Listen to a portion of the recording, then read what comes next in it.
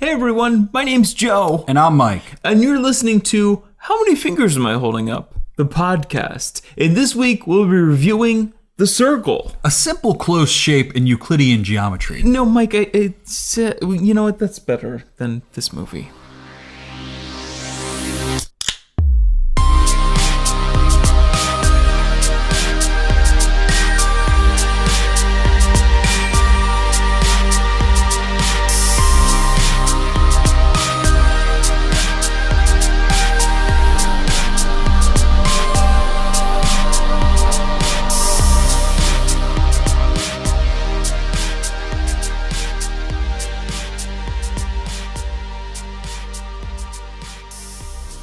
Welcome to How Many Fingers Am I Holding Up, featuring two guys getting excited about American Sniper 2, Impeachment, and reviewing movies in a weekly podcast form. Can't wait for that movie. Chris Kyle comes back from the dead. You're talking about my president? You lost, get over it. What, am I going to take you all down from the Superdome? Bye-bye, snowflake. But it's just... There are no safe spaces. But that's from Dan Martin on Facebook. And if you have any further synonym suggestions, you can hit us up on Facebook as well, or any of our other social media platforms. But let's delay no further betwixt my fingers right now. This is a hard week for guests. Yeah. We had 3 set up and they all canceled this week. Like dominoes, they fell. Yeah. So, get used to these faces. You're going to be seeing for 3 weeks straight. But we got Lion's Head Light Deluxe Pilsner Beer from Wilkes-Barre, Pennsylvania. I wonder how far Wilkes-Barre I'm going to claw off. They've got a lot of really great words like... Claw off on the top, and then it says light beers ahead on the neck there. I'll never get used to Pennsylvania. It's nowhere near here. It's 2 hours and 11 minutes. Yeah. That's more up by me. Yeah, it's like Scranton. Yeah, Scranton Wilkes-Barre is like the area. There's a lot of beer made in North Pennsylvania. I don't know. It's a light beer. It is the lightest. It's as light as they come, baby. Hey Joe, are you ready? Because there's light beers ahead. Our beers. Well, Mike, do you think it's light beers ahead of the competition? I think it's supposed to be both. Oh yeah. I don't think it's light beers ahead of the competition, though. No. But to answer your question, but sponsor us, Lions. We're just 2 hours away. We can come pick up a 30-pack. A few 30 t-shirts. bones. What are we doing? We're doing The Circle this week. What are we doing here? What is this podcast about? But yeah, The Circle. Yeah. Would you like to read me that IMDb description? Let's get into it. A woman, just a woman, lands a dream job at a powerful tech company called The Circle, only to uncover a nefarious agenda that will affect the lives of her friends, family, and that of humanity. Sounds like someone who wrote this description didn't see the movie. Yeah. Oh boy. Guys, I know you're probably asking yourself, what's The Circle? I feel like I didn't see much. I think people were aware of it. Really? It was popular on like Letterboxd in terms of like people were excited to see it. Like, you know, you can click like before you've seen a movie and whatnot. But the general public, I don't know if we saw a lot of advertising. Like, I think I saw a lot of advertising like a while back, and I feel like maybe the studio saw the movie at some point, and or they were like, test screenings might have just been awful and they buried it. Right? They're like, we can't not put this out, but we don't have to advertise it anymore, kind of thing. Yeah. But yeah, The Circle is a 2017 American techno thriller film directed by James Ponsoldt. Is that how you say his name? Works for me. Well, James Ponsoldt. You can let us know if we're wrong. Yeah. He also wrote it along with Dave Eggers because the film is based off the Eggers 2013 novel of the same name Dave Eggers also wrote A Hologram for the King, another novel that was adapted into a film starring Tom Hanks. Dave Eggers also had a part in writing the screenplay for Away We Go, Where the Wild Things Are, and Promised Land. The Circle stars Emma Watson, Tom Clanks, Tom Hanks, Tom Hanks, Tom Hank. Tom Hank. That Twitter account started like posting again. I love it. These were all for those of you just joining us. Welcome, and also those are all the names we've ever mispronounced. Referred to Tom Clank says Tom Honk. But in addition to the Clanks, Honks, and Hanks, we also have John Boyega, Karen Gillan, Ellar Coltrane. Isn't the first name Ellar? Yeah, I think so. The guy from Boyhood. Mm-hmm. Patton Oswalt, Glenn Headley, and Bill Paxton in his final film appearance following his death in February 2017. And what an unfortunate final role for Bill Paxton. Well, I will Poor say guy. he is decent in this. Yeah. It's just not a great film to be a part of. Yeah. It's not the movie you want the in memoriam to be. In memory of Bill Paxton. Yeah, you know what? Just Make sure you see. I'm surprised they didn't advertise it as like that. Like, I don't think they advertised it at all. No, yeah. At like once like it like actually came into theaters, it kind of just like dropped. Yeah. I think they knew that it was not going to do well, and it didn't. But here's one note that's kind of like in correlation to that whole like advertising thing in the studio kind of being ahead of the curve, or just bad news to come. Principal photography on the film began on September 11th. I didn't even realize that as I'm reading it. A tragic beginning. It's like the new Friday the 13th is just 9/11 now. Mm-hmm. Don't start your projects on 9/11. But they began on 9/11 in 2015 in Los Angeles, California. On September 17th, filming taking place in Pasadena. I don't know. That was just a copied note. But anyway, then reshoots were done in January 2017. What are they doing? What is this? For 2 years, yeah. Yeah, this film has been like... That means they must have gone through like so many cuts and edits. They're like, fuck, we gotta like shoot like a few more scenes to make this make sense or something. When did Bill Paxton die? Was that post? He literally died the month after. I was going to say maybe it had to do with his death, but then if it's after. Because they might have been like, oh, we have to rework this ending. Maybe he was supposed to be a big part of the awful ending of this movie. Yeah, no, I don't think so. Just because he died, I can imagine after reshoots, before this was released, he had the pleasure of not being able to see the final product. He was spared that. Yeah. The reshoot. This movie literally killed Bill Paxton. Yeah. That's how bad it was. That really sucks, though. He was like 6. He doesn't look old at all in this movie. He doesn't look like he's kind of... I mean, he does have... His character has like cerebral palsy. Is that what he has? Or what does he have? I think so. Yeah. And I mean, he doesn't... Or maybe Parkinson's. Looks like a younger dude. I don't know. I think he was 60-something. Yeah. And I think he died like... He had some sort of like heart surgery and then he had like a stroke right after that. So I don't know. That's really unfortunate. But what's even more unfortunate? This movie. Oh, it's not even like a fun bad movie. That's when I got out of the movie, I texted my girlfriend and I was like, it wasn't even the kind of bad that you can like laugh at. Like, it's not the movie that you like rent and like put on. Right. Be like, look how bad this movie. Like, I would rather watch like The Room or like something that over this. That at least has some entertainment value. The box office numbers were not good either. I mean, I highly doubt almost anyone that's listening to this review has actually seen The Circle.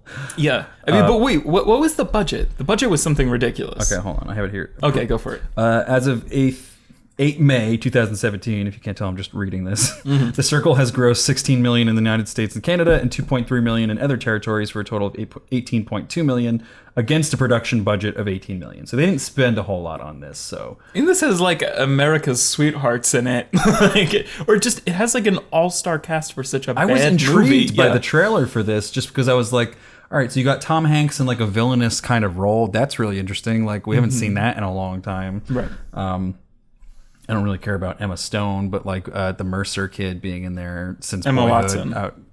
Emma Watson. I don't care about Emma Stone either. No, yeah, neither. Also, and then for The Circle was projected to gross 10 to 12 million from 3,163 theaters during its opening weekend. However, the film underperformed, debuting at number 5 with 9 million behind The Fate of the Furious, How to Be a Latin Lover, Bahubali 2, The Conclusion, and The Boss Baby. Wow, so they didn't even have that big of projections for it. They just said 9 million. Or Yeah. wait, they projected just, 10 to 12. Yeah, and they came out with 9. but still, that's not like a. They were pretty. They're pretty. They knew how bad They this also was. might not have been projecting how well Bahubali was going to do at the box office, that or the American release at least. But yeah. Oh my god. I mean, they made their money back for the production budget, and I don't think they spent a lot on advertising. So I guess you can't really call it a loss, but I feel like somehow this author Eggers came into play. I feel like, and he was able to be like, "Hey, Tom Hanks, what was that movie Hologram for a Dream or whatever? Like, that's probably for Hologram for the King. Hologram for the King. Okay. Requiem for a Dream soundtrack just starts playing. Hologram, here's a hologram.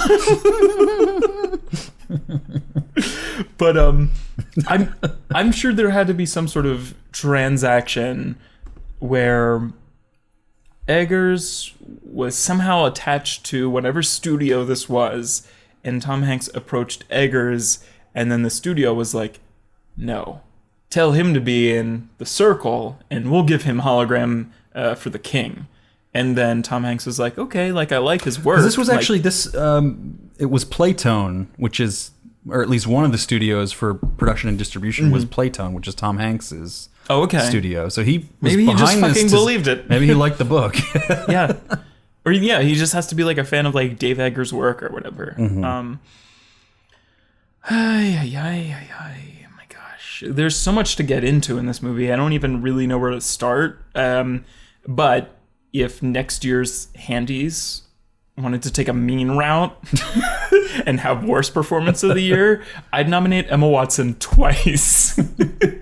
Once for this and once for Beauty and the Beast. Yeah, God. I never had a problem with her in like the Harry Potter franchise. Granted, like her life was kind of decided for her, or like to be an actor. Like I'm sure she was cast in the Harry Potter franchise at like 10 years old, and from there she had to do like 7 more movies, kind of, and I think from there, since then she's done I think she's just been there and played her part in movies like, what did she do? Like The Bling Ring, the Sofia Coppola movie, and the Perks of Being a Wallflower film adaptation. And she was like okay in those. Yeah, she was not bad. And we're back. Computer problems abound. Why does it always seem to happen here? I don't know. I wish I knew, Joe.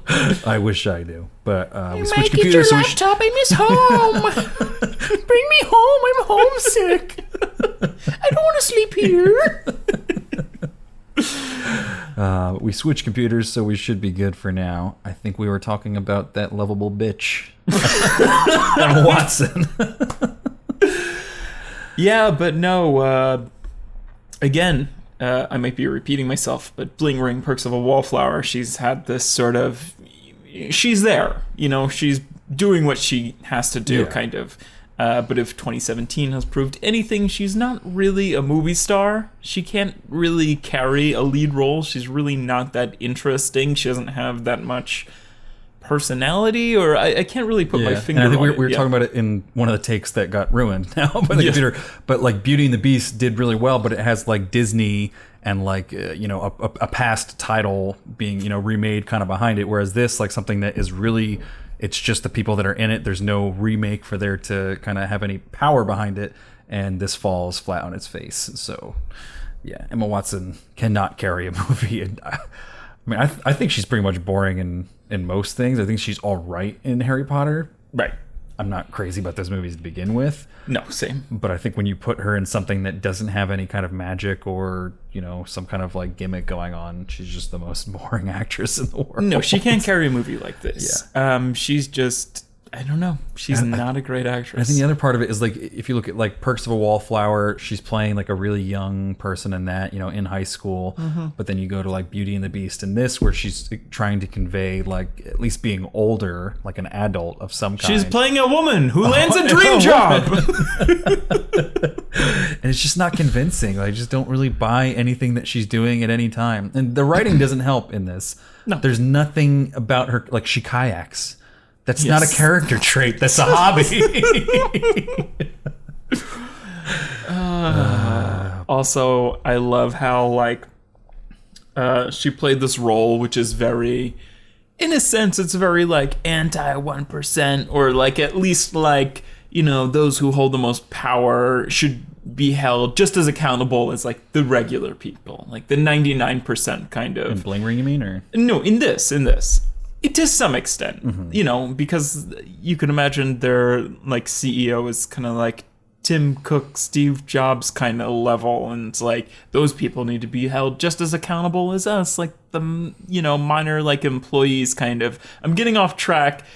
Well, no, I'm just confused because I don't think this movie lands on any message of any kind. No, not at all. But it's You're projecting what the movie should have done. It's trying to say something. Yeah. And it's trying to say, I'm the 99% and I'm the girl with the sick dad. And like, but like, did everyone fucking like, she does a lot of great work for like, women in the workplace and feminism and everything. But did everyone fucking forget that she was named in the Panama Papers? Oh, yeah. Like, for having an offshore bank account? Like, you're making like 8 Harry Potter movies money. Like, Emma, fucking pay your taxes. Like,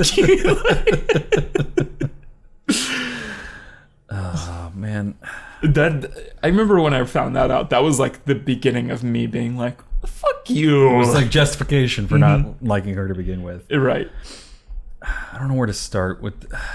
Like, so, this I feel like this movie doesn't, for at least the first like 5 minutes, you're kind of lulled into like, this could be an all right movie. And again, like I said, I was intrigued by the trailer, the promise of Tom Hanks playing a villain. It's kind of an interesting concept. I was expecting it to go more like the not dystopian, but like right, just futuristic, almost like political thriller, where like you're getting like threats from like Tom Hanks, who's like drop this case or whatever, right? Some kind of crazy stuff, and like they have all the scenes where like the drones are like following people, and I expected it to get kind of like crazy in that aspect, but it just kind of never delivers on any of those promises. But for the first like 5 minutes, it's not bad, and then it gets awful from there on. Like she's kayaking. And it almost seems like they're trying to establish character. Like she's in the kayak and she gets a call and she ignores the call and keeps kayaking. So you're kind of like, okay, like she's disconnected. She wants to be at one with nature. She's not buying into this whole like technology shit. Mm-hmm. But then she gets in the car and she's just the same as everybody else. She's texting and calling people. And then her car breaks down and she calls the Mercer guy. And then what's his name? Eller Coltrane playing Mercer, who's like her ex-boyfriend. Who's so bad. Is he the ex-boyfriend, or is he That's just what the character somebody? description says. Oh, okay. I don't remember that from the movie. That's just same. What the character I don't remember that description. at all. I think he was supposed. I don't know. I just thought he was kind of like the. Oh, what if? Like, like kind of like, oh, you guys would have been cute, which her parents say in like a dinner scene right after this. So he probably isn't even the ex-boyfriend. I don't. Yeah, that description's probably they wrong. don't seem like they have a lot of history. Really, it seems very innocent.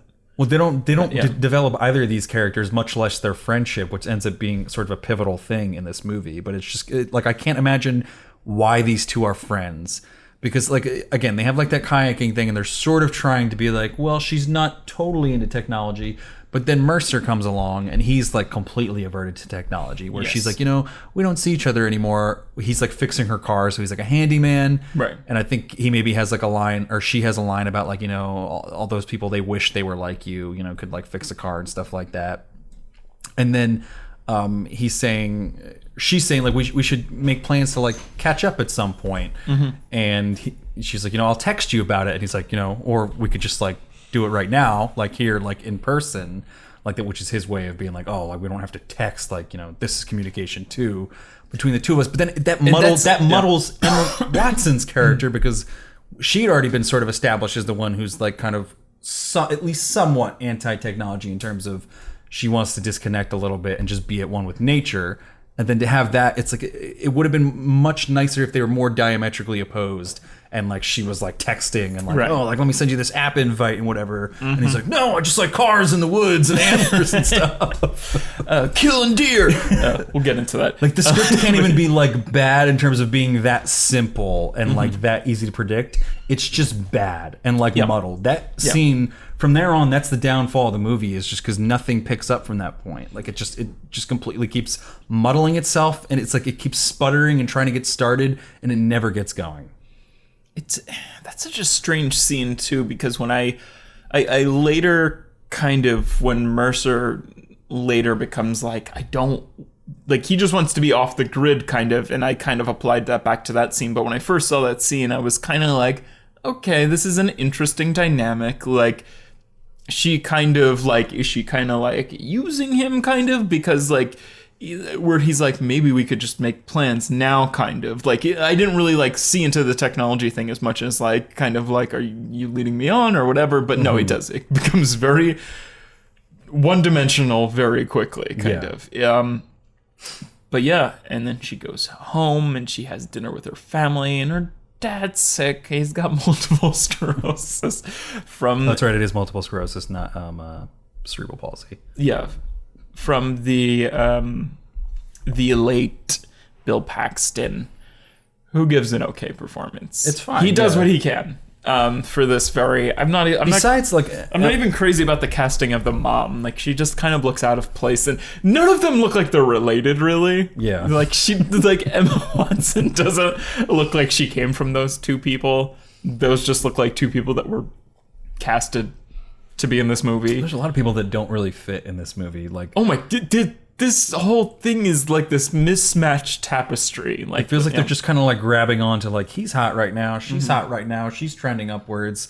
Here's an established name. Let's just throw them all in here. And again, when you start shooting in 2015 and it doesn't come out until like January 2017, when you're doing reshoots, not that 2 years is a totally long time to go from shooting to like releasing in theaters, but it just seems like this is also a really like timely subject for a later time, which we'll get into. But yeah, just to speed you through and to introduce you, apparently, because my God, I'm assuming none of you have seen this and you're just tuning into the podcast, so I'm going to try to hold your hand as much as I can. But Emma Watson, again, like we've explained thus far, and yeah, she's got a sick dad, and she's working at this sort of like telemarketer kind of, or maybe... she's customer service for the water company, I think she says. Okay. And then she gets a call one day from her friend, and she says, hey, I got you an interview with The Circle. And The Circle, later we find out, it's kind of like your Google or Facebook, but it's like Google plus Facebook times like 10, because it's supposed to be like, we fit everything into like one little, why pay your taxes and go on Facebook when you can do them both in the same place, kind of. It's kind of just... I'd love to know more about what the fuck The Circle is, but they never get into that. Yeah, they hint at like True You and stuff like that, but they don't really get into it. There's so many dumb details, and like you never see a full picture. It seems like stuff that could make maybe it could have been it must have been a decent book somewhat if they decided to make a movie out of it. Right. With like a book or something, I would think they would make some sort of like like use like a 13 Reasons Why sort of template, where you have like this Netflix series and you're able to hash out all these different beats in different episodes and build characters, because it seems like there is a certain amount of backstory going on here, but they just kind of like slightly throw little things out there. Like jumping a little bit ahead, but like when the Ty Lafitte character, the John Boyega character is revealed, they've only mentioned his name once before. Right. And you're still sort of like, so you're like, I know that name, and I guess from context I understand who he is now, but like you don't, they haven't fully introduced you to the myth, because it's made as this big reveal where he shows her around and he's like, oh, when I invented True You or whatever, and she's like, oh, Ty Lafitte invented True You, and he's like, hi, I'm like Ty Lafitte, and it's like, if we had been fully introduced to the mythos of this world of there's this guy Ty Lafitte who's like the Mark Zuckerberg of this True You social platform thing, then that line would carry a lot more weight in that reveal. Right. But we've only heard that name once, and it was like a throwaway line before that. So we're kind of just like, okay, cool, that's Ty, I guess. Nice to know your name now. Right, yeah. It doesn't mean anything. Yeah. This movie is just, and I'm gonna kind of sever off just like the movie does with fucking pacing and tone, and there's just so many different and its opinion things, on technology. Yeah, things going on. I like really started to cringe when Emma Watson gets hired at the Circle. What a surprise, kind of. And this is where you first start to see the gigantic cracks in her acting, where anytime the script is set up, like, it reminds me of like the first film that we did, Less Than Three, where I feel like I wasn't even this bad, but I would dialogue kind of set up for like somebody to like go into a huge monologue kind of, and like that's all this movie is for her, is they'll go like beat beat beat, you know, I think the Circle is this, and kind of like she does it later when they're like at like some sort of meeting for the Circle, and she just goes off, and I was like, nobody in real life would talk for like fucking 6 minutes and be like not interrupted at all, or like have this kind of like stream of consciousness that's been edited like 60 times. Like it's a fucking, and she tries to make it seem natural to be like she's about to like, she's kind of like getting the next thought in her head, but it's just like these dumb pauses where I'm like, what the fuck? Like, it's just a bad screenplay, or it's the bad interpretation of like a screenplay. I don't know. Yeah, I mean, that's the thing. And like, it's but that interview was like really like, I was like, oh no, her performance is about I think to be this bad. movie for me demonstrates that like you can write like a really bad movie and still have some kind of entertainment value almost in how bad it was. And you can even kind of play into the knowledge of knowing that something is bad. Like, The Room's not really a great example because I don't think they knew that was bad, but like other movies like that where the dialogue is so like transparent what they're trying to do, and you know, not even like trying to establish stuff and just twists that kind of come out of nowhere. And like those are movies that you can kind of like laugh at. Like, I mean, you liked it better, but I can point to like The Fate of the Furious as a script like that where you can kind of laugh at and with the script at the same time. Whereas this, it takes itself so seriously that we can't even like laugh at it, much less with it the entire time. And it's like there's nothing in the actual words that are being said that is that dumb or bad. But it's like, because it's caught in that middle ground, it pushes it all the way down to like the bottom of everybody's list, because it's just, it comes across as that bad. Like, if you're going to take yourself that seriously, you have to have a fucking killer script. Right. Otherwise, you have to throw some jokes or just some lighthearted stuff in there. And there's not even really like any attempts at jokes in this, and like it's not even like there's not even really a lot of like characters being witty with each other. Like, think of like all the conversations that like she has with like Tom Hanks as like this like visionary leader of this like big company, and like there's not a lot of stuff that he says that's like really funny to us as the audience, much less to like other people. There's like a few things he says like when he's giving one of like the TED Talks that he does in this. But like, there's just nothing. Everybody's giving TED Talks in this fucking movie. There was, I wrote it down somewhere. I read it on Letterboxd, a little snippet from a great review. Jason Uwe on Letterboxd says, watch Emma Watson and Tom Hanks give a 2-hour TED Talk about why privacy is bad. I mean good, I mean bad, and about why freedom is good. I mean bad, I mean good. No, but that literally, I didn't realize that she's in, because that's even more moments of her on stage with nothing prepared kind of to say, and she just starts kind of like looking like, you know, maybe if we did this, and if I wasn't so this, like, and like she just has these like revelations that like turn the plot into the next point. I'm like, oh, give me a break. Like, this doesn't look organic at all. Like, in the way she's delivering it is so boring and stupid. Maybe let's just run through like the skeleton of the main plot, just so that we can jump around and tear this movie apart bit by bit. But like the skeleton, she gets the job through her friend, it starts out being like everything she dreamed it would be. Like everyone's super nice. They're providing all this stuff. They end up getting her dad on the healthcare plan to pay for all this medicine. So he's like actually starting to improve from his MS and all this stuff.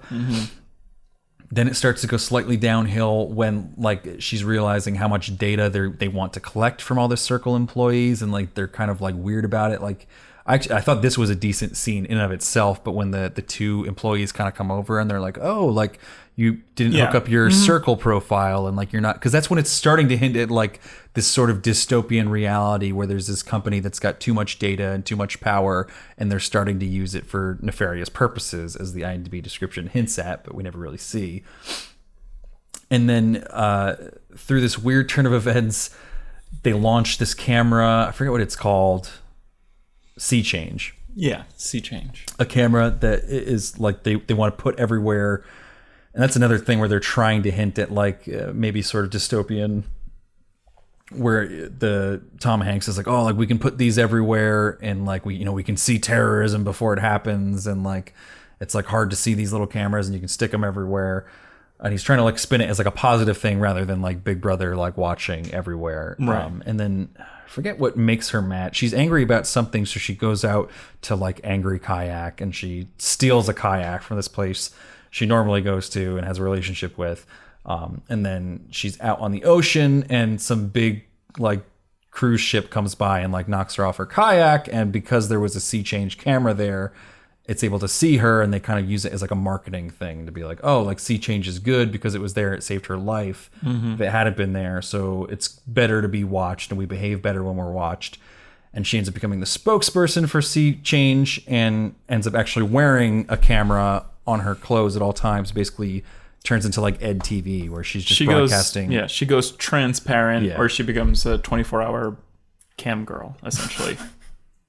Yes, and they're broadcasting. Not even exaggerating. Yeah, they're broadcasting like every aspect of like her entire life. And then I'm trying to remember what the turning point for that whole weird plot point is.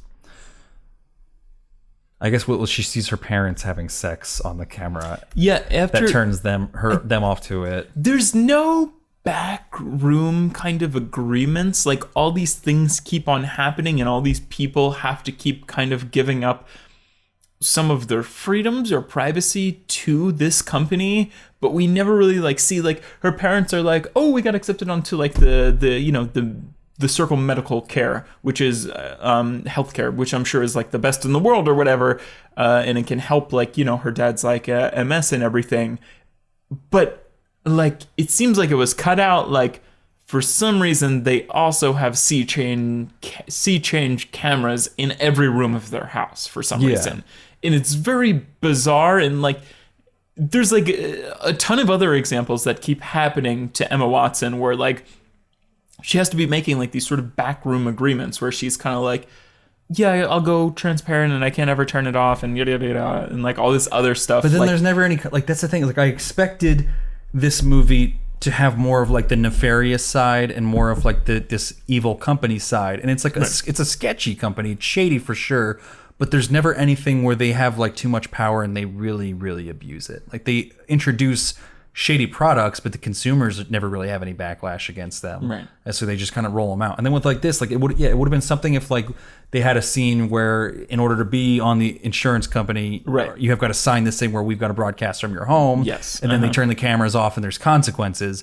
But they turn the cameras off and there's no consequences. And then even Emma turns her cameras off for a while and there's no consequences. And the worst that happens is she meets with Tom Hanks and Patton Oswalt and they're like, are you okay? Like, is there anything we can do for you? Like, there's never any like villainous side shown from this company, despite how much it's hinted at. Also, they, obviously it's very unfortunate because Emma Watson sees her mom like putting a penis pump on her dad, which is just, it's kind of a comedic scene in a way, just because it's kind of like they look at it for like a second too long or too short where you're just kind of like, whoa, what? Like kind of thing.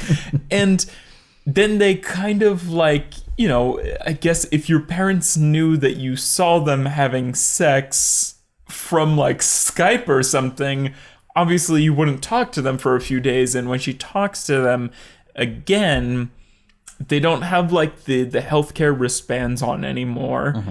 So I'm assuming they shut all those cameras down and were like, you know what, maybe not. Like, we'll avoid the healthcare, kind of, which is like this kind of a whole other mind. But they never say that they get off the healthcare. Exactly. There's so many different like cards you could play with what's going on, and they never do that. I don't know. Then after that, there was a whole thing where I don't know if it's her idea or if she's just helping them launch it. But why they say it's a bunch of TED Talks is because they just keep launching products throughout the course of this movie, Right. on like the platform for the company, and like they launch. And they're all coming up with them on the fly. Like, they're coming up with them on stage. Well, Soul Search, I think they had, but they, Right, yeah. they spin it in a new direction because it does so well. But they do Soul Search, which is like using all these sea change cameras in everyone's phones to be like, how quickly can we find someone?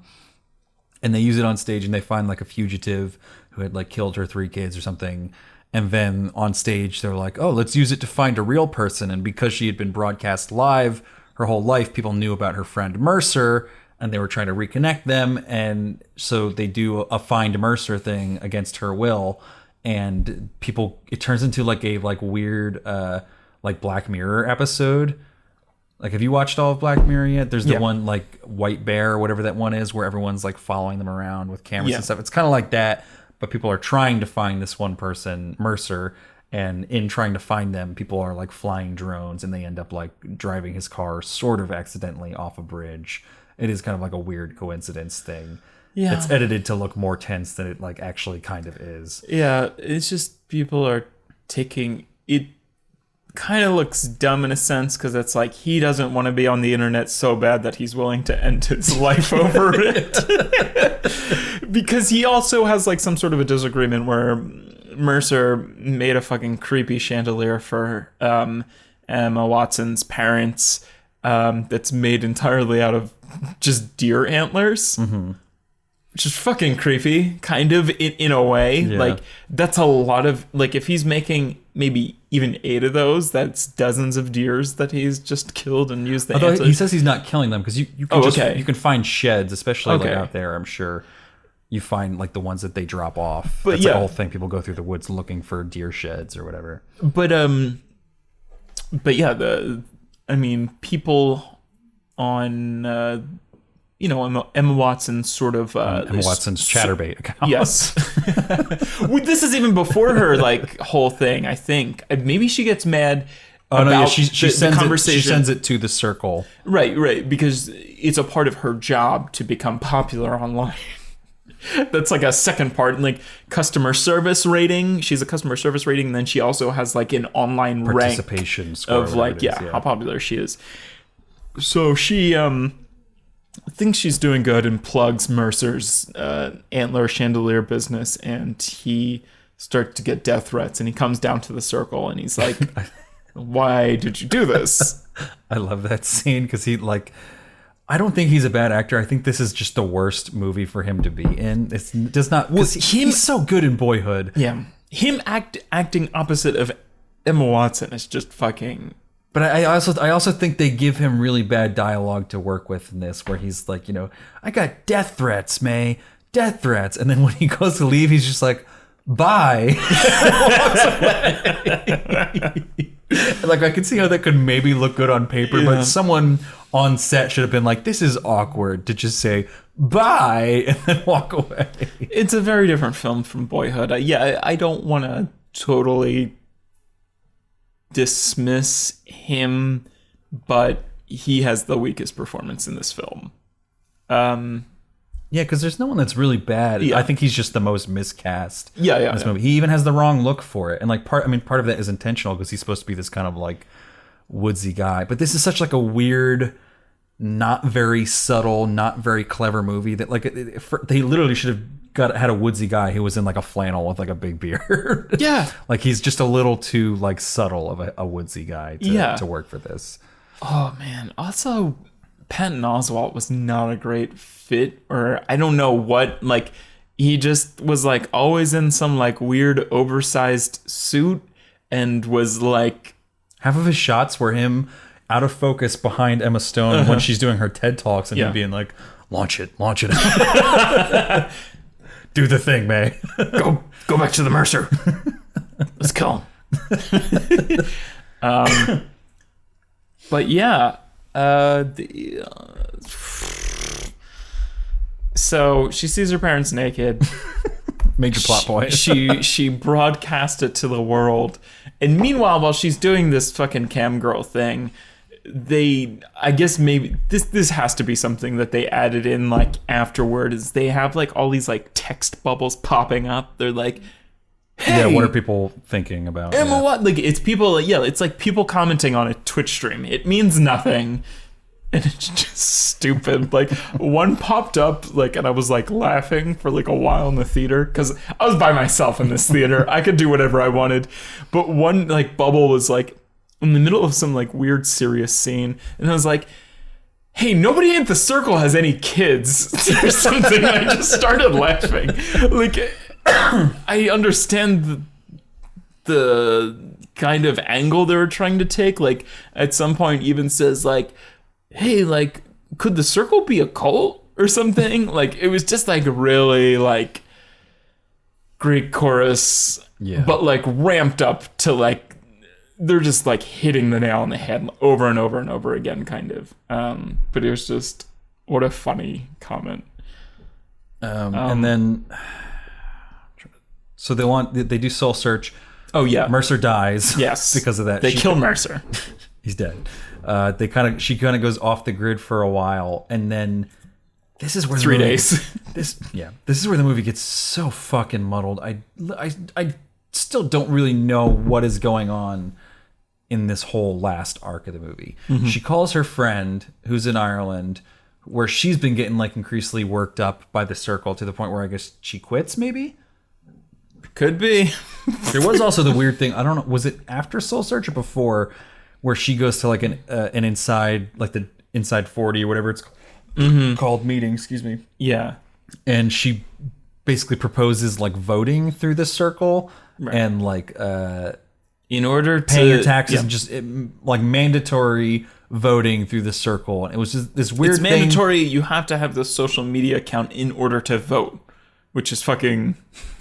It's weird to have her be the one suggest that because she's the protagonist, and it's like we as the audience know that's not a good idea. Like we know that's pushing technology too far. Like mandatory signing up for a social media profile is not the way to go about anything.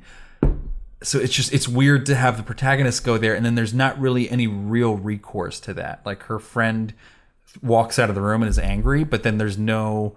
Like, they kind of just pick their friendship back up, and her friend is not like, oh, by the way, that was a really shitty idea that you had, and you're pushing the world in a scary direction.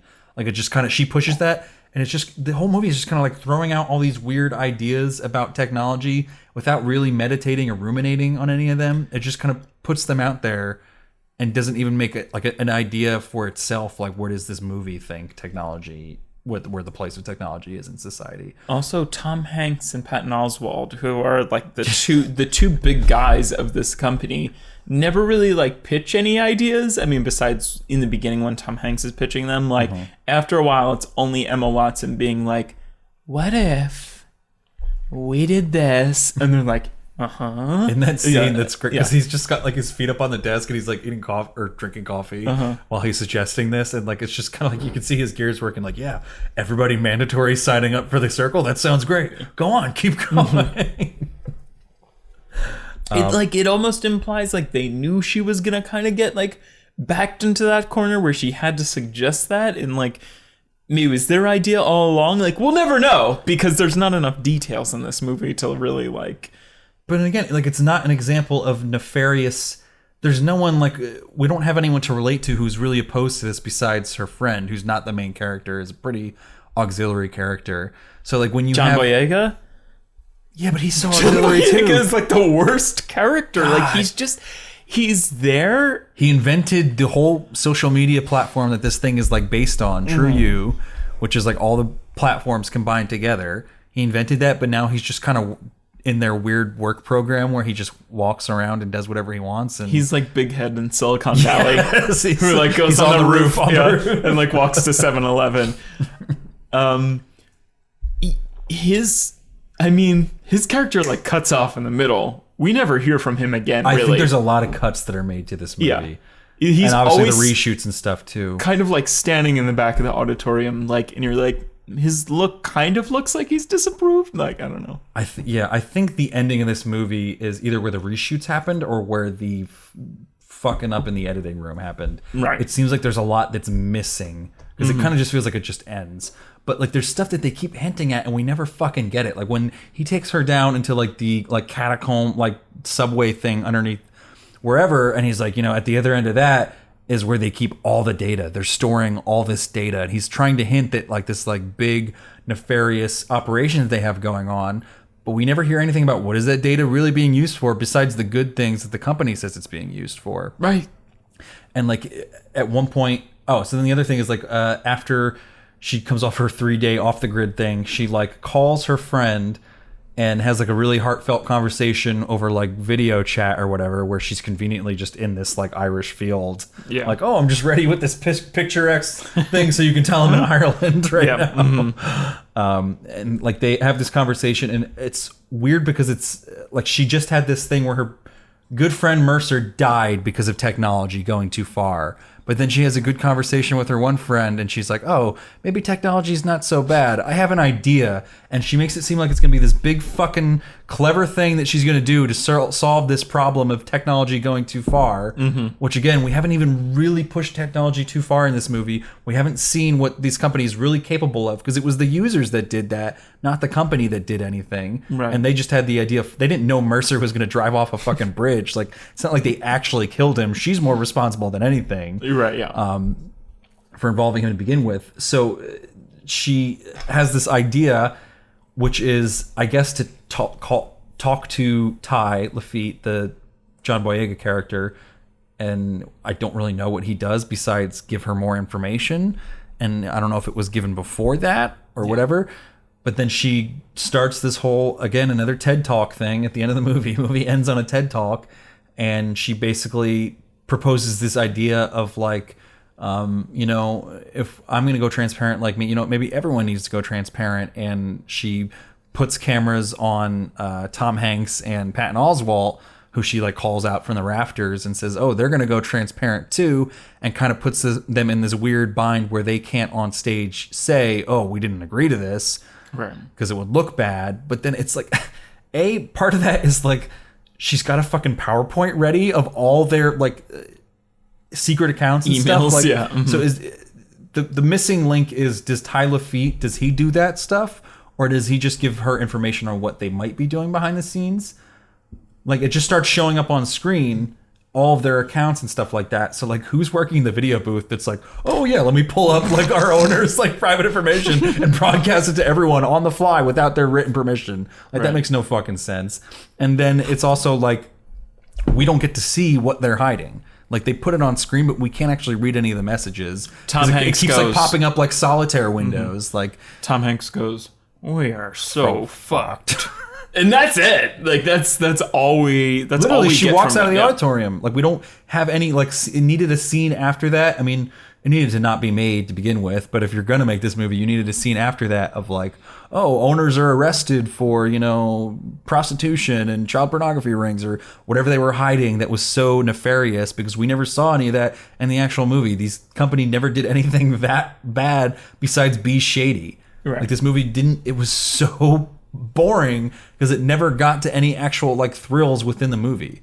And then again, she literally walks out of the theater, and then she's on a kayak and there's like these drones, and she kind of like smiles at them, and it's like, what fucking point are you making in this movie? Like, is technology bad or is it good? You're allowed to pick one if you're going to make a movie with a message like that. You're not allowed to be wishy-washy and lukewarm in the middle. Right. I mean, I guess the point at the end of the movie, obviously, is that, you know, there has to be this, I don't know, there has to be this equality of exposure or whatever, you know, like, it can't just be, you know. But nobody was forced to go transparent, so why are they forced to go transparent as the owners? Like, Emma volunteered to go transparent. I mean, I think their vision of the world was for everybody to go trans. I mean, Patton Oswalt and Tom Clanks, I feel like they were like, these, I don't know, like these politicians who are against us or something need to go transparent or whatever. We need to put these everywhere, and everybody will always be seen, and they'll be seen by us, and we decide what we do with that kind of data or whatever.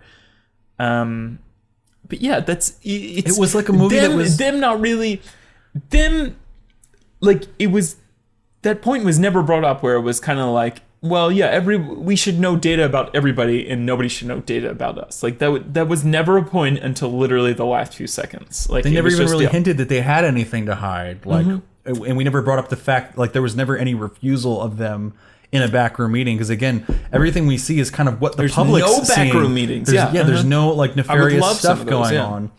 There should have been like some scene with like a fucking drone showing up at Emma's house being like, turn your fucking camera back on or whatever. Like, this movie, I feel like it was trying she to never be turned her camera off. It was taking it too seriously and trying to be too true to reality, because this stuff is not that far off. Like, maybe a little bit of the technology is kind of weird, and like the fact that like people have so much stuff ready on the fly at these PowerPoint presentations is a little unrealistic. But in terms of like, you know, things that a company could potentially try to push on its consumers, it's not that far out of the realm. And I feel like it needed to go further out of the realm for entertainment value. We needed a company that was willing to do some really shady stuff, willing to murder people to keep its profits. And like, we never even really got Tom Hanks being mean. Like, we never got him being like, you signed up for this, you fucking bitch, like, turn it back on. Right. The most we got was, oh, we're so fucked. Like, we just always saw him in like shareholder like mode where he's like talking to the shareholders. It felt like the movie wanted to be like the next step of like the Truman Show or something, where it's like, oh, it's the next step in satire, except like the Truman Show, like that kind of stuff wasn't happening when that film came out.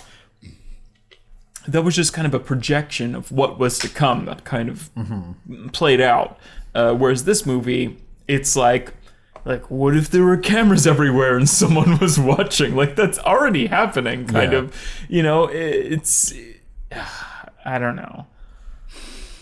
It's one of the most boring movies and possibly one of, like, the worst movies I've ever seen. Like, it's one of the worst movies we've ever reviewed. Also, I forgot to say, Emma Watson looks like she knows she's in a thriller before anybody else does. Like, you know, like from the first, like...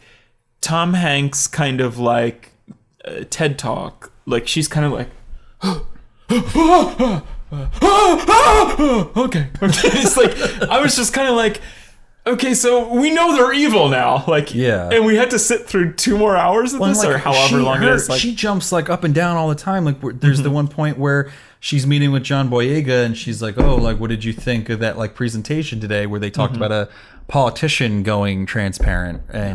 And he's like, I thought it was a bit much. And she's like, right? Like, she's on his side. Or maybe he asks her and she says it's a bit much. But then she's the one that's like pushing all this, like going clear and transparent and stuff later on. Right. And we aren't really seeing like the events that kind of push her opinion up and down. And again, you can't really have a lead character that's changing her mind all the time. Someone that we need to be... Because the lead character, that's who we associate with. That's where we know what we're supposed to kind of feel about things. And it's just really hard to like relate to a movie where the character's changing their mind all the time at the same time that the movie's changing its mind about, you know, whether technology is good or bad and freedom is good or bad. And it's just like there's no entertainment value in this movie whatsoever. Like I said, they don't try to throw any like cheesy summer popcorn kind of like jokes in there, like, you know, that are just there to be jokes. Like, there's nothing that is really funny or even like really winking at the audience at any time. Like, the dialogue is just clunky the entire time. There's no thrills because no one's ever in danger. Mercer is the only one that's ever in danger, and it's kind of like his own doing because he's running away from people with cameras like, who aren't really truly being like threatening. We never even really get any like verbal confrontations. Like, we don't get any verbal show off between Tom Hanks, who is, you know, the villain of this movie, quote unquote, and then Emma Watson. He and as Patton the hero of this Oswalt movie. never like threaten anybody. Yeah, which is crazy. Like, the most we sort of get is when they sort of hint this is why I think that stuff must have been left on the editing room floor, is when they go down into like that subway, like it's darkly lit, and he's just John Boyega. I think he's decent in this in terms of what he's trying to do, but I think he's acting for a movie that isn't actually there in terms of being like, like there's data in there that like they're doing stuff with, like we've got to shut like the circle down. It makes it sound like this really dire thing, and then we never actually raise the stakes to what they were in his mind in that scene down there. And then there's not even any like sex appeal to this movie. Like, there's no like flirting between any characters. There's no, like the only sex we have is like the penis pump scene, which like doesn't really count for that. And then the movie doesn't ask any like hard questions or arrive at any real social message about technology's role in society. It kind of just says this is what it could be, but it doesn't really talk about what it is and what it actually means for anything. And it just like it jumps up and down and left and right and all over the place about how it feels about society and technology the entire time without actually landing on a conclusion. I'm so confused about what this movie or the writers of this movie or even the writer of this book thought technology was supposed to be in society based on the ending. Right. Because she has this clever idea to like make the owners go transparent, but it doesn't actually result in like the end of this circle or the end of technology, because she's on a kayak at the end of the movie and there's a bunch of drones watching her and she's happy about it because she's smiling. I don't know. Like, what the fuck is that supposed to... And then it ends on that weird pullout where she's like one camera out of like a million that are like being watched at the time. Like, is that supposed to be like suspenseful or like bad? Or is like it's almost like happy music playing at that time too? Yeah. Like, yeah. It's also like a 2013 released novel, so it's just kind of, it's so hard to, especially with again sort of topics that are so timely. It just, I mean, if it made sense in the first place, they might just kind of be behind the times, which a lot of these references are sort of like, like catch up, like it, I don't know, whoever decided to make this movie was, I don't know. I mean, it also sounds like they sort of realized their mistake, because I mean, there wasn't even, not only was there not like trailers being played on TV and really before movies and stuff after a certain point, like Emma Watson did not do any, as far as I can tell, I didn't see any press circuit being done for this movie. Certainly not Tom Hanks or like Patton Oswalt doing press for this movie at all. I follow Patton Oswalt on Twitter, and he did not tweet about this movie coming out at all when it came out. Yeah. Like, I don't think anyone involved was proud. I don't think the studio was proud. They kind of just put it out there to let it get over with, and thank God they made their money back. Yeah, really. They're lucky. Yeah, it's a confusing movie. Yeah. You want to get into some fingers? I'll get into some fingers. All right. Let's see what the people think. On a review aggregator, Rotten Tomatoes, the film holds an approval rating of 16% based on 85 reviews. Not even a lot of reviewers saw it. Usually that's like 200. With an average rating of 4.3 out of 10. The site's critical consensus reads, "The Circle assembles an impressive cast, but this digitally driven thriller spins aimlessly in its half-hearted exploration of timely themes." That's pretty accurate. And this movie is hard. I mean, like, we couldn't find a like thorough plot description of this movie. We couldn't find like a bootleg version of this movie. Nobody cares about this fucking movie. Yeah. We had to pay for this movie. Which is probably the smart decision, because if they had like really pushed it, then like the press would have been so bad. But They just kind of let it go. Yeah. They counted their losses. Cut their losses. This studio knew exactly what it was doing. Yeah. I don't know that I have really anything else to say. I think I've sort of summarized everything I've felt before. I think this is one of the most boring movies I've ever seen. Like, I've seen bad movies. Like, I think like a good comparison for this is to Snowden. Yeah. Which is like sort of, it's a similar theme in terms of like Big Brother always watching and technology going too far, and where is the line between technology and freedom. Snowden at least had the balls to like take a stance on like where the message is and where they think that line is. And Snowden had the balls to up the cheese factor in terms of like making it feel like there was an imminent threat to your family and people were using technology to watch your family and stuff like that. Like, why did they not have a fucking scene of like the Tom Hanks like watching like her parents have sex or some shit like that, or just activating those cameras without permission and being able? Why did they not have any like actual nefarious scenes in this movie? And then just the fact that it wasn't funny. There was no thrills. There was no sex. There was no like interesting discussion or dialogue or message or questions being asked. There was just absolutely nothing of any entertainment value. Like even like I'm trying to compare it to like other movies that I've given really low scores. Like The Shallows at least had like a pretty clear through line and plot. Like I almost wish I gave The Shallows a higher score after seeing this, because now I've seen how bad movies can get. And The Shallows at least had like Blake Lively's ass to like have some, even though thin and like on the surface, some kind of entertainment value. It was woman versus shark, and at least it was like man versus nature kind of. And this, we don't even really know what's happening. We don't know who the enemy is. We don't know who the good guys are. We don't know who anybody is. And like the characters are so poorly developed. And like it's not even like cheesy enough or good enough or less than bad enough to have like a weird twist ending. Right. It just kind of ends. Like she literally walks out of the theater and you're like, okay, I guess if you want to end the movie there, I have to walk out of the theater now too as well. Right. So for that reason, I still don't know that I can give this a 0. I can't imagine movies being much worse. But I still don't think I'm prepared to give a movie a 0 yet. So I'm going to give it 0.5 or a half finger. Yeah. During my Joe notes, I forgot to mention what James Ponsoldt had directed before this. He directed...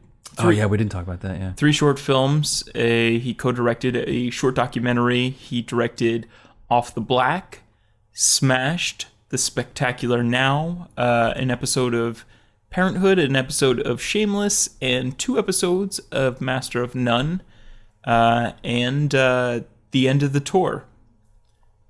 So that's just a little background on our director. And the reason why this movie was so disappointing is I watched The End of the Tour last week to prepare for seeing this movie. Right. The End of the Tour was like pretty fucking good. Like just really entertaining. Like it's not an amazing movie by any means, but it's got really great dialogue, really great characters. Everything is... There's not a lot happening in The End of the Tour. It's really just 2 guys who are writers from very similar circumstances, like going through this last press circuit tour for David Foster Wallace's book.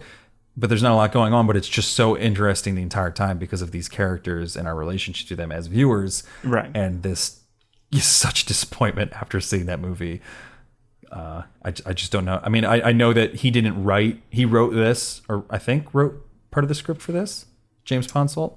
Yeah, he and the book guy. I mean, yeah, I don't know to what extent, but he didn't write the script for The End of the Tour. So maybe that's the problem. Maybe the writing is the problem, and he should just stick to directing because he's a fantastic director in The End of the Tour.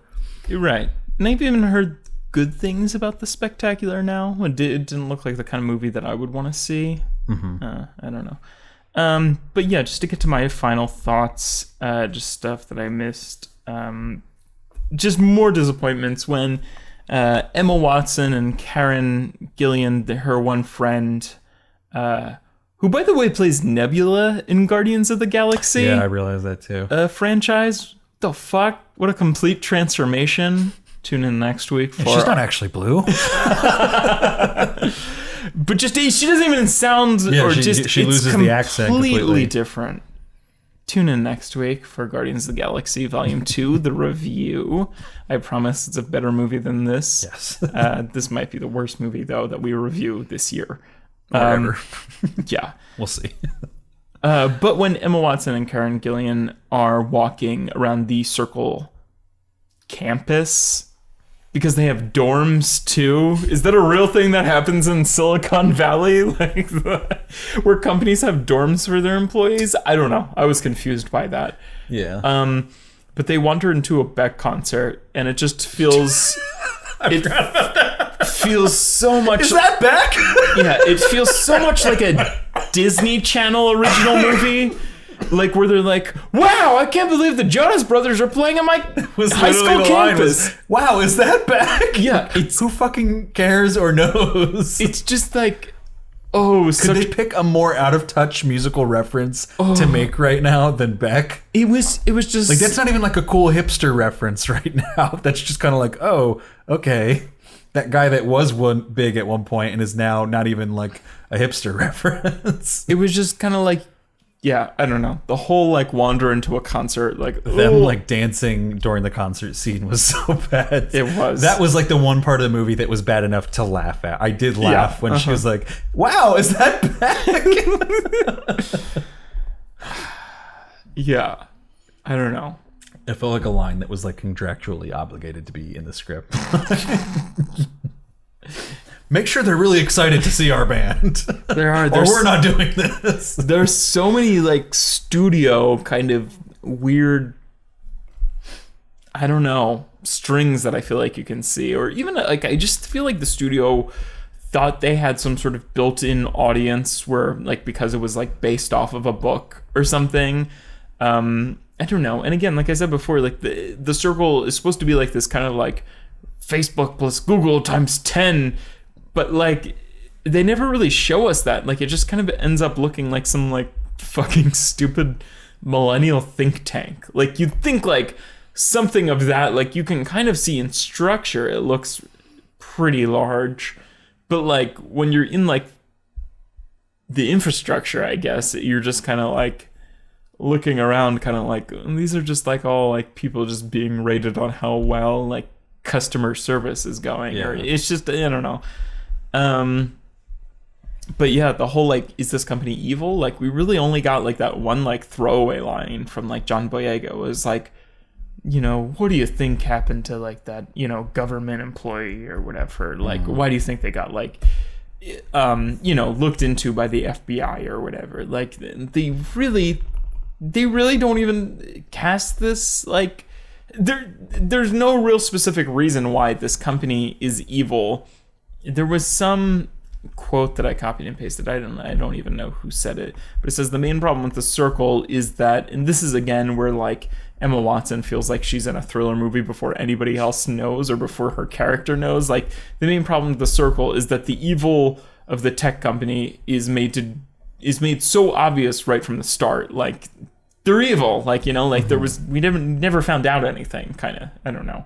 But yeah, I'm gonna land right where you landed with a half of a finger for this film. I'm gonna do any math. Half finger. It didn't upset me as much as Snowden. It was just kind of, I don't know.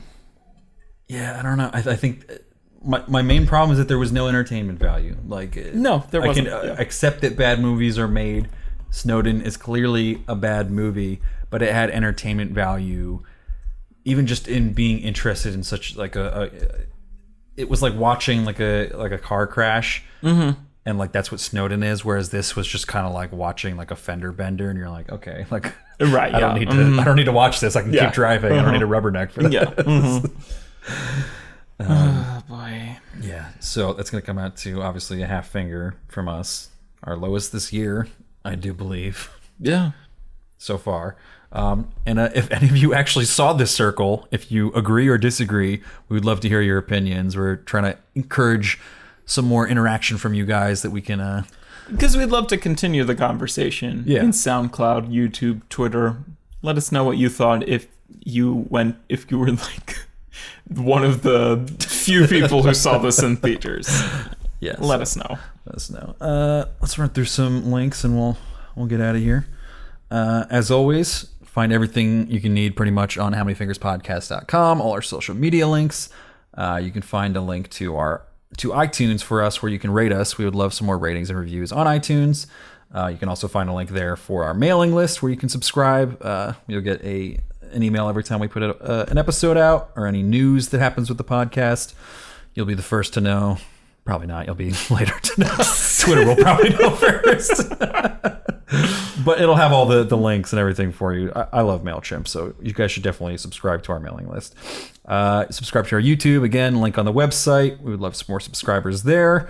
We're getting closer to getting our, not really, we're inching closer towards getting our own URL on YouTube.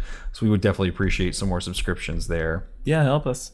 As always, merch, koozies, t-shirts, stickers, and all three in a package deal for $11.99. You can find the link on our website or at howmanyfingerspodcast.bigcartel.com. That's definitely one of the better ways to support the podcast. So, if you need a t-shirt or if you would like a koozie or sticker, that's a great way to support us. And another great way, click on our Amazon link or our iTunes links on our website.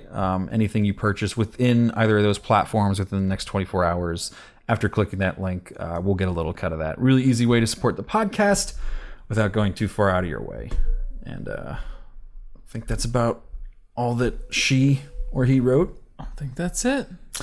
Signing out for How Many Fingers the Podcast. I'm Mike. There's some kid downstairs crying about how bad the circle was. I'm Joe. Emma White. I don't think she's gonna be any good movies after this. Honestly, I feel like this is a career ruiner. Yeah. Well, I think this year will be. Yeah, I don't know. I mean, we'll see. Not to open up the podcast. Yes. No. Yeah. Exactly. Yeah. But I don't know. I feel like it didn't get enough bad press either to ruin her career. Mm-hmm. Which is, I think, was a bold and smart move by the studio. Yeah. Anyway, signing out. Bye.